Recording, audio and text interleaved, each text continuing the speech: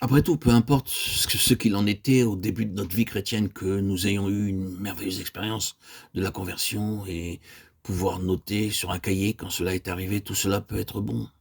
Mais cela doit être confirmé continuellement par l'expression de la résurrection que nous avons été gardés sur ce terrain. Et c'est cela, la voix du pionnier céleste, la voix de tout enfant de Dieu, de tout pèlerin de Dieu. La voix céleste, c'est connaître encore et encore la signification de la mort et de sa dure nécessité, afin de connaître la signification de la résurrection et de sa grandeur. C'est la voix de tout enfant de Dieu, la voix de tout pèlerin, de toute âme effectuant son pèlerinage, son cheminement. L'Église a suivi cette route-là, beaucoup de révélations de Dieu ont suivi cette route-là.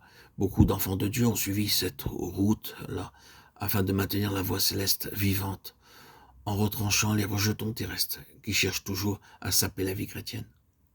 Et nous savons combien cela est vrai. Abraham est parvenu à connaître que son réel héritage était céleste. Je pense toujours que c'est une chose merveilleuse, cet aspect de la vie d'Abraham et cette expérience sous la main de Dieu.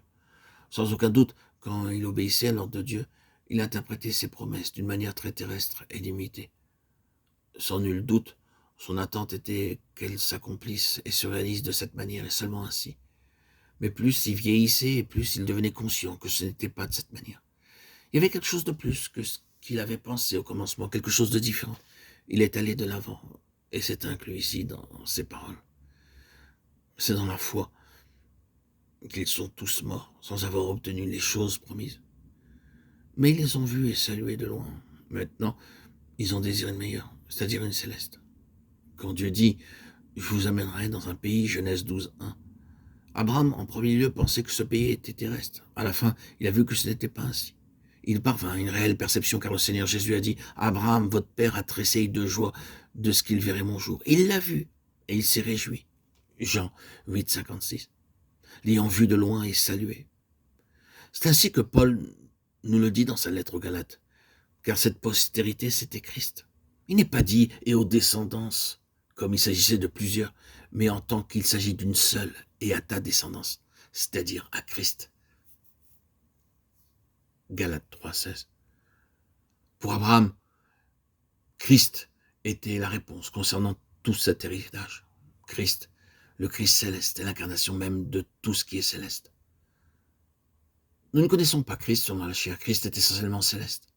Voyez la nature céleste de cette semence. Vous pouvez transposer tout cela en Josué et en Caleb, qui seront ceux qui hériteront, qui entreront et qui posséderont.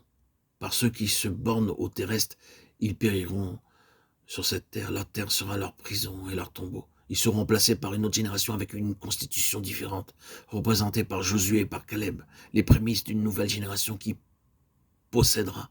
Ils sont les pionniers de la voie céleste et de la divine plénitude. Ah, combien profondément ils devaient souffrir pour cela. Toute l'assemblée parlait de les lapider. Nombre chapitre 14, verset 10. Frayer une voie est toujours une chose qui a du prix et qui impliquera une souffrance causée par ceux qui portent le nom d'enfants de Dieu, et pas seulement par les incroyants,